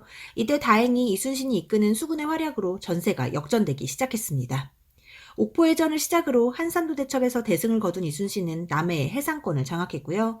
육지에서는 전국 각지에서 의병들이 활약했습니다. 또 명군의 참전으로 조명연합군이 평양성을 탈환했고요. 김시민의 진주대첩과 권율의 행주대첩에서도 승리를 거뒀습니다. 그리고 이러한 조선의 반격에 일본과 명은 3년간의 긴 휴전협정에 들어갔지만 벼란간 휴전협상을 깬 일본이 정유년에 다시 정유재란을 일으켰습니다. 그리고 이때 역시 이순신이 명량대첩에서 활약하며 대승을 거뒀고요. 때마침 도요토미 히데요시가 병사하며 사기가 꺾인 일본군의 철수로 7년간의 전쟁이 종결됐습니다. 이러한 임진왜란은 동아시아 정세에 많은 변화를 불러왔는데요. 먼저 조선은 국토가 황폐화되고 많은 인명피해를 입었으며 많은 문화재가 소실됐습니다. 이에 일본에 대한 적개심이 커졌고 지원군을 보내준 명에 대해서는 숭상의식이 높아졌습니다. 일본의 경우 전쟁의 패배로 정권이 교체되어 에도막부가 들어섰고요. 조선에서 잡아간 기술자와 학자 등에 의해 인쇄술과 도자기 제조 기술, 성리학 등이 발달했습니다. 또한 중국의 정세 역시 바뀌었는데요. 조선의 무리한 원군을 지원했던 명은 국력이 약해졌고요. 만주에서는 여진족이 후금을 건국하며 새로운 강자로 떠올랐습니다. 한편 일본의 에도막부는 조선의 국교재개를 요청했고요. 더 이상의 전쟁을 피하고 싶었던 조선은 부산에 외관을 설치하고 일본의 통신사를 파견했습니다. 그리고 외란 이후 왕위에 오른 광해군은 전쟁 후 복구 사업에 힘써 토지대장과 호적을 정비했고요. 토지를 개간하고 부서진 성곽을 수리했으며 민생 안정을 위해 대동법을 실시했습니다. 또 광해군은 명과 후금 사이에서 중립외교를 펼쳤는데요. 후금이 명을 공격했을 때 명이 조선에 지원군을 요청하자 명과의 의리상 군대를 보내긴 했지만 강옥립에게 적당히 후금에 항복하라 명령해 강옥립 투항 사건이 일어났고요. 이는 명과의 의리를 중시하는 서인들의 반발을 불러왔습니다. 때마침 광해군은 자신의 이복 동생인 영창대군을 살해하고 영창대군의 어머니인 임목대비를 폐위하는 폐륜을 저질렀고 이를 구실로 인조반정이 일어나며 광해군은 왕위에서 폐위됐습니다. 그리고 인조반정으로 왕위에 오른 인조는 서인들과 함께 명과는 친하고 금을 배척한다는 친명배금 정책을 실시했고요. 이에 결국 정묘호란이 일어났습니다. 정묘호란은 후금이 조선을 침략한 사건인데요. 이때 의병장 정봉수의 활약으로 전쟁이 장기화되자 후금은 조선과 형제관계를 맺고 군대를 철수했습니다만 이후 후금이 국호를 청으로 바꾸고 급기야 조선의 군신관계를 요구했습니다. 그러자 조선에서는 청과의 화의를 두고 주전론과 주화론의 대립이 일어나는데요. 주전론이란 김상원 등이 주장한 것으로 청과의 화의를 반대하고 청에 맞서 싸우자는 입장이었고요. 이를 척화론이라고 하기도 합니다. 반대로 주화론은 전쟁을 피하기 위해 청과 화의를 맺어야 한다는 입장이었으며 이를 주장한 대표적인 인물은 최명길이었습니다. 그리고 이러한 주전론과 주화론의 대립에서 결국 주전론이 우세해 조선은 청의 요구를 거절했고요. 이에 청태종이 직접 군대를 이끌고 조선을 침략하니 이것이 바로 1636년에 일어난 병자호란입니다. 그리고 이러한 병자호란에서 조선은 청에게 참패를 당했는데요. 당시 왕이었던 인조와 대신들은 청을 피해 모두 남한산성으로 피신했지만 결국 삼전도의 굴욕이라는 치욕적인 항복을 통해 청과 군신관계를 맺었습니다. 이 정묘호란부터 병자호란까지 이어지는 호란의 전개 과정과 결과도 중요하니까요. 잘 기억해 두셔야 됩니다. 이렇게 외란과 호란이라는 두 차례의 전쟁은 조선의 많은 것들을 변화시켰는데요. 우선 먼저 조선의 대외인식이 변화했습니다. 사실 기존의 조선은 화이론적 세계관과 소중화주의를 가지고 있었습니다. 화이론적 세계관이란 명은 문명국가로, 주변국가는 오랑캐로 보는 관점이고요. 소중화주의는 우리가 작은 중국이다 라는 뜻으로 조선이 가지고 있던 나름의 자부심이었습니다. 하지만 호란 이후 화인 명이 오랑캐인 청에 의해 멸망했으니 조선이 명을 계승해야 한다는 조선 중화주의가 대두됐고요. 이러한 조선 중화주의는 효종 때의 북벌론으로 이어졌습니다. 북벌론은 청을 정복하자는 주장으로 송시열과 이완 등이 중심이 되어 추진됐지만 효종의 갑작스런 죽음으로 실패했고요. 이후 청에 발달된 문물을 받아들이자는 북학론이 대두되기 시작했습니다. 이는 조선이 청에 보낸 연행사의 활동을 기반으로 시작됐고요. 이들은 청을 통한 선지 문물의 수용을 주장했습니다. 한편 숙종 때는 만주 일대에서 생활하던 조선인들로 청과 조선 사이에 국경 문제가 발생했는데요. 이때 백두산 정계비를 세워 청과 조선 사이의 국경선을 확정했습니다. 근데 이게 19세기 후반에 다시 이슈가 되면서 간도 문제로 이어지는데요. 그 부분은 나중에 다시 만나보기로 하고요. 우리는 양란 이후의 정치 변화로 넘어가 볼게요. 먼저 통치체제의 개편입니다. 조선 후기의 중앙정치에서 가장 주목해야 할 건 바로 비변사의 기능이 강화됐다는 겁니다. 비변사는 원래 국방 문제를 다루던 임시기구였는데요. 양난을 겪으며 비변사가 국정총괄기구로 자리 잡자 이에 의정부와 육조의 기능은 약화됐습니다. 그리고 군사제도에서는 중앙군이 5군형 체제로 개편되어 직업군인인 훈련도감과 어영청, 총영청, 수어청, 금이형까지 5개의 군이 신설됐고요. 지방군은 예비군적 성격을 띠고 있는 소고군으로 양반부터 천민까지 모두 포함됐습니다. 또한 수취제도에서도 변화가 생겼는데요. 토지세인 전세는 풍흉에 상관없이 토지 1결당 사두를 내는 영정법으로 변화했고요. 집집마다 특산물을 내던 공납이 방납의 폐단으로 변질되자 특산물 대신 토지 1결당 12두를 내게 한 대동법을 실시했습니다. 중요합니다. 이 대동법은 광해군이 처음 시행했고요. 농민의 조세 부담을 낮춰주는 좋은 제도였지만 지주들의 반대가 심해 전국으로 확산되는데 무려 100년이 걸렸습니다. 이러한 대동법은 조선 후기 상품화폐 경제의 발달에도 기여했는데요. 이는 공납의 폐지로 왕실의 필요물품을 조달하는 공인이 활발하게 활동했기 때문입니다. 한편 군역에서는 균역법을 실시해 정군의 비용을 1년에 2필에서 1필로 감면해줬습니다. 그리고 이러한 세금 감면으로 줄어든 재정을 충당하기 위해 정부는 결작과 선무군관포를 징수해 지주들에게 토지 1결당 2두씩 추가로 걷고 일부 상류층에게 선무군관이란 칭호를 줘 매년 1필의 군포를 징수했습니다. 자, 이렇게 수치제도까지 변화된 조선의 통치체제에 대해 살펴봤고요. 다음으로 정치의 변화를 알아볼게요. 조선 중기 붕당이 출현하며 사림이 동인과 서인으로 나뉘었었죠. 그리고 이후 동인은 다시 북인과 남인으로 나뉘었고요. 이 중 북인이 광해군 때 정계를 주도했습니다. 하지만 이들은 모두 인조반정 이후 역사 속으로 사라졌고요. 인조 때부터 인조반정을 주도했던 서인이 주도권을 잡아 남인과 공존했습니다. 하지만 현종 때 일어났던 두 차례의 예송 논쟁으로 붕당 간의 대립이 치열해졌는데요. 예송이란 효종과 효종비가 죽었을 때 왕실의 어른인 자의대비가 상복을 몇 년 입어야 하는가에 대한 예법 논쟁이었고요.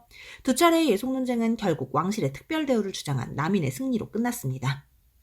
이처럼 예송으로 붕당 정치의 갈등은 더욱 심화됐고요.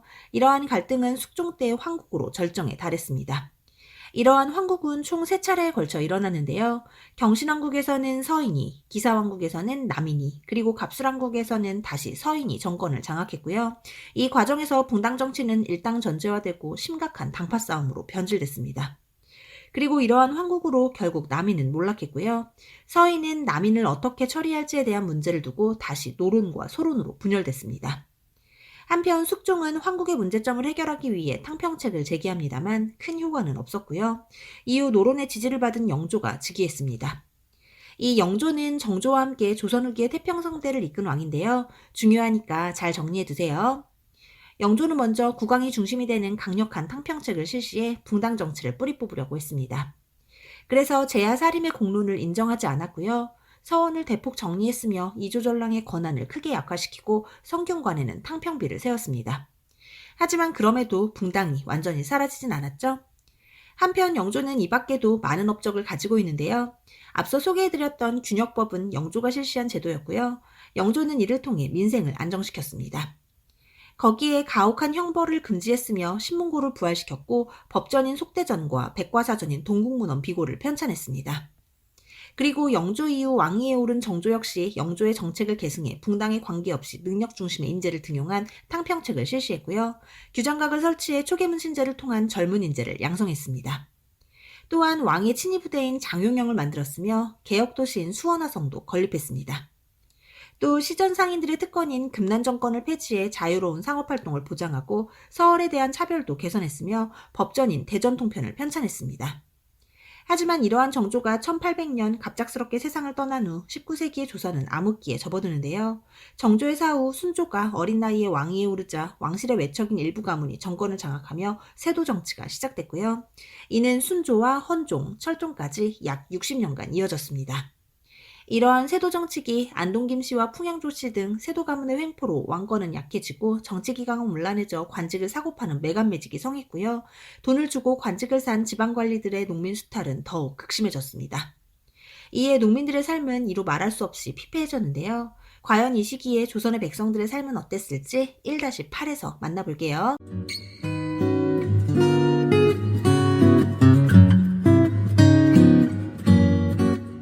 자, 드디어 1단원의 마지막 단원인 1-8입니다.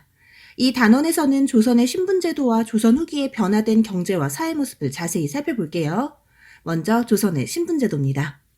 조선 전기의 신분제는 법제상으로는 양천제였는데요. 양천제란 신분을 양인과 천인으로만 구분한 걸 말합니다. 이중 양이는 자유민으로 조세와 국역을 담당했으며 과거 응시가 가능한 집단이었고요. 천인은 부자유민으로 천역을 담당한 사람들이었습니다. 즉 노비 같은 천민이 천인, 천인을 제외한 나머지가 모두 양인인 게 양천제인데요. 사실 이건 그저 형식적인 신분제고요. 실상은 양반과 중인, 상민, 천민으로 구분되는 반상제가 조선의 신분제였다고 볼 수 있습니다. 이 중 양반은 지배층으로 국가로부터 과전과 녹봉을 지급받아 많은 토지와 노비를 소유했고요. 국역의 의무가 없는 특권층이었습니다. 그리고 중인으로는 하급관리와 역관, 의원 등이 있고요. 이들의 직역은 세습이 가능했습니다. 또 서얼 역시 중인이었는데요. 이 서얼들은 아버지는 양반이지만 어머니가 평민이나 천민인 사람들이고요. 양반에 비해 차별을 받아 과거의 문과 응시가 불가능했습니다. 다음은 일반 평민인 상민인데요. 농민과 수공업자, 상인들이 이에 해당되겠죠. 이들은 모두 조세와 공납, 역의 의무를 가지고 있고요. 법제상 과거 응시가 가능했지만 현실적으로는 불가능했습니다. 그리고 이 상민 중 수군이나 역졸 등 천한 일을 하는 사람들을 신량 역천으로 구분했는데요. 이는 신분은 양인이지만 역할은 천민이라는 뜻입니다. 마지막으로 천민은 대부분이 노비였으며 이러한 노비들은 매매와 증여, 상속이 가능했습니다. 또 부모 중 한쪽만 노비여도 자녀 역시 노비였고요. 노비 외에도 백정이나 광대, 무당 등도 천민이었습니다. 이처럼 조선은 지배층과 피지배층의 구분이 확실한 신분제 사회였고요. 지배층인 양반들이 유양소와 서원, 향약 등을 통해 향촌을 다스렸습니다. 하지만 이러한 조선의 신분 질서는 조선 후기부터 크게 변화했는데요. 이는 조선 후기 상품화폐 경제가 발달했기 때문입니다. 이러한 조선 후기의 경제 발전은 농업에서의 모내기법의 발달로 시작됐는데요. 모내기법은 기존의 직파법에 비해 노동력을 크게 감소시키고 수확량은 5배 이상 증가시키는 놀라운 결과를 낳았습니다. 이에 농지를 확대하는 광작이 유행하면서 일부 농민들은 분농이 됐고요. 노동력의 감소로 다수의 농민들은 소작농이나 임노동자로 전락했습니다. 또 조선 후기부터는 담배와 인삼, 면화 등의 상품 작물의 재배가 보다 활발해졌고요. 지대를 내는 방법도 타조법에서 도조법으로 변화했습니다. 도조법이란 소작농이 지주에게 내던 지대를 비율이 아닌 일정액으로 내는 걸 말하고요. 이를 통해 소작농들의 부담이 줄어들었습니다. 한편 조선 후기에는 수공업에도 변화가 생겨 기존의 관영수공업 대신 민영수공업이 발달했고요. 이러한 민영수공업은 처음엔 상인이 주문한 만큼만 상품을 제작한 선대제의 형태를 띠었습니다. 하지만 시간이 지나며 독자적으로 상품을 제작해 판매하는 독립수공업자들이 늘어났고 공장제 수공업도 확산됐습니다. 또 광업도 발달해 민간 광산의 채굴과 은광 개발이 활발하게 이루어졌고요. 이에 돈 많은 상인들에게서 투자를 받아 광산을 경영하는 덕대가 등장했습니다. 뿐만 아니라 이 시기 대동법의 시행으로 등장한 공인의 활발한 활동으로 조선 후기 상품화폐 경제가 크게 발달했습니다. 거기에 정조가 금난 정권을 폐지한 통공정책으로 자유로운 상업활동이 가능해지며 사상이 출현했고요. 이러한 사상에는 한강의 경강상인, 개성의 송상, 의주의 만상, 동래의 내상이 유명합니다. 특히 이 개성의 송상은 인삼을 재배하고 유통하며 성장했고요. 또 일부 사상들은 도고로 성장했는데요. 도고란 상품을 매점매석해 상품의 가격을 상승시키고 매매 조작을 했던 상인들을 말합니다. 한편 상업의 발달로 장시 역시 확대돼 보부상이 활발히 활동했고요. 배를 이용해서 상업활동을 하는 선상들로 인해 포구와 객주, 여각도 함께 성장했습니다. 그리고 이러한 활발한 상업활동으로 화폐가 유통되기 시작했고요. 이때 전국적으로 사용된 화폐는 상평통보였습니다. 이렇게 화폐가 사용되자 조세와 소작료를 화폐로 내기 시작했고요. 일부 지주나 상인들이 화폐를 축적하면서 유통화폐가 부족한 전황이 발생하기도 했습니다. 한편 이 시기 국제무역도 발달했는데요. 이러한 국제무역에는 청과의 대청무역과 일본과의 대일무역이 있고요. 대청무역에서는 만상이, 대일무역에서는 내상이 활약했습니다. 이렇게 조선 후기 모내기법의 발달을 시작으로 경제가 발전했고 이는 조선의 신분질서를 흔들었습니다. 특히 상민층의 분홍들이 납속책과 공명첩을 통해 돈을 주고 양반이 됐고요. 양반이 되기 위해 족보를 매입하거나 위조하기도 했습니다. 이렇게 돈만 있으면 양반이 될 수 있게 되자 양반의 수가 증가했고요. 대다수가 노비인 천민들 역시 도망이나 납속, 군공 등으로 신분이 상승돼 노비수가 감소했습니다. 거기에 노비 종모법과 공노비 해방으로 노비수는 더욱 감소했는데요. 순조 때 공노비를 해방한 건 군역의 대상자인 상민의 수를 늘리기 위함이었습니다. 한편 지배층인 양반들의 경우 향반과 잔반 등 몰락 양반이 증가하며 양반의 권위가 땅으로 떨어졌고요. 향촌 사회에서는 기존 향반인 구양과 새롭게 양반이 된 신양이 부딪히는 향전이 벌어지기도 했습니다. 이러한 향전에서 수령은 돈 많은 신양과 결탁했고요. 이로 인해 구양들의 지위가 약화되고 수령과 향리의 권한은 강화됐습니다. 한편 중인들 역시 신분 상승 운동을 펼쳤는데요. 이 중 서얼들의 신분 상승 요구는 일부 받아들여졌지만 기술적 중인들의 신분 차별 반대 운동은 실패했습니다. 그래도 조선 후기 신분 질서에 얼마나 큰 변화가 있었는지 아시겠죠? 조선 후기의 변화는 이뿐만이 아니었는데요. 학문에서는 새로운 학문인 실학이 발달했습니다. 실학은 실용적인 학문으로 크게 농업 중심과 상공업 중심의 실학으로 나눌 수 있습니다. 이 중 농업 중심의 실학자들은 농촌 사회의 안정과 토지 제도의 개혁을 주장했고요. 이를 주장한 대표적인 인물로는 유영원과 이익, 정약용이 있습니다. 이 중 유영원은 신분에 따른 토지 재분배인 균전론을 주장했고요. 이익은 생활에 필요한 최소한의 토지인 영업전을 뺀 나머지 토지를 매매할 수 있게 한 한전론을 주장했습니다. 그리고 정약용은 여전론을 주장했는데요. 이는 마을 단위로 토지를 공동 경작해 일한 양에 따라 분배하자는 주장이었습니다. 한편 상공업 중심의 실학자들은 청의 선진문물 수용과 상공업 진흥을 주장했고요. 이들을 북학파라고 부르는데요. 유수원, 홍대용, 박지원, 박재가가 대표적인 인물입니다. 이 중 유수원은 산업공상의 직업적 평등을 강조했고요. 홍대용은 서양 과학기술의 수용과 문벌제 폐지를 주장했습니다. 또 박지원은 수레와 선박의 사용과 함께 화폐 유통과 기술 개발의 중요성을 강조했고요. 마지막으로 박재가는 박지원과 마찬가지로 수레와 선박 사용을 강조하고 소비의 촉진을 주장했습니다. 한편 조선 후기 지배층의 수탈이 심해지고 백성들의 삶이 어려워지자 백성들 사이에서는 예언 사상이 유행했는데요. 정씨가 새로운 나라를 세울 것이라는 정감록과 도참설, 미륵신앙이 대표적입니다. 또 17세기 서양 학문으로 조선에 들어온 천주교가 18세기 후반 남인 계열의 실학자들에 의해 신앙으로 수용되면서 일반 백성들 사이에도 빠르게 확산됐습니다. 이러한 서학은 인간평등과 사랑, 박애 등을 강조해 백성들의 지지를 받았지만 유교적 제사의식을 거부해 조선 정부의 탄압을 받았습니다. 하지만 그럼에도 불구하고 내세의 구원을 약속한 천주교의 교세는 점차 확산됐습니다. 한편 서학인 천주교에 맞서 새로운 종교인 동학도 등장했는데요. 경주의 몰락양반인 최재우가 창시한 동학은 유교와 불교, 도교, 민간신앙을 융합한 종교로 사람이 곧 하늘이라는 인내천 사상을 내세웠습니다. 또한 사람의 마음속에 하느님을 모시고 있다는 시천주 사상과 후천개벽을 주장해 농민들 사이에서 큰 호응을 얻었습니다. 하지만 조선 정부는 역시나 이러한 동학을 사교로 규정해 포교를 금지하고 교조 최재우를 처형했는데요. 이후 최재우의 뒤를 이은 이대교주 최시영이 동경대전과 용담유사 등을 편찬해 교단을 정비하며 동학은 농촌사회에 더욱 확산됐습니다.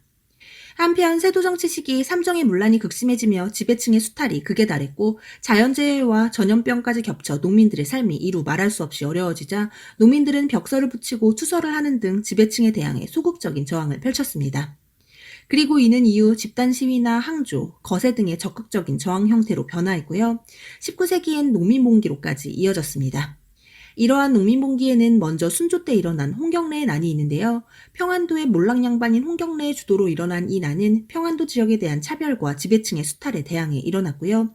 기세를 높여 청천강 일대까지 점령했지만 결국 광군에게 진압되며 실패했습니다. 하지만 홍경래의 난은 19세기 일어난 최초의 농민봉기로 이후 일어나는 많은 농민봉기에 영향을 미쳤다는 의의를 가지고 있습니다. 그리고 19세기의 대표적인 농민봉기로 1862년에 일어난 임술농민봉기가 있는데요. 이러한 임술농민봉기의 시발점은 바로 진주농민봉기였습니다. 이 진주농민봉기는 유계춘의 주도로 일어났고요. 농민들이 진주성까지 점령하자 중앙정부는 사태의 심각성을 깨닫고 암행어사와 안핵사를 파견해 문제를 해결하고자 했습니다. 이때 파견된 안핵사가 바로 박규수였는데요. 이 박규수는 이후 개항기에도 등장하는 중요한 인물이니까요. 잘 기억해두세요. 암튼 정부는 농민들의 요구 조건을 일부 들어주고 삼정이정청의 설치 등 여러 가지 시책을 제시합니다만 큰 효과는 없었고요. 문제를 일으킨 탐관오리뿐 아니라 농민봉기의 주도자들까지 처형했습니다. 역시나 농민들의 이러한 저항에도 조선사회는 쉽게 바뀌지 않았는데요. 그래도 이러한 농민봉기는 삼정의 문란과 탐관오리들의 횡포에 맞서 사회를 바꾸고자 한 우리 민중들의 적극적인 저항운동이었다는 걸 잘 기억해두세요. 자, 이렇게 1-8까지 1단원 전체를 한번 정리해봤는데요. 오늘 준비한 내용 여기까지입니다. 아무래도 1단원 전체를 한 번에 정리하려니 내용이 상당히 많았죠? 그래도 이 영상 반복 시청하시면서 교과서를 함께 정리하신다면 한국사 문제없이 1등급 나올 테니까요. 조금만 힘내봅시다.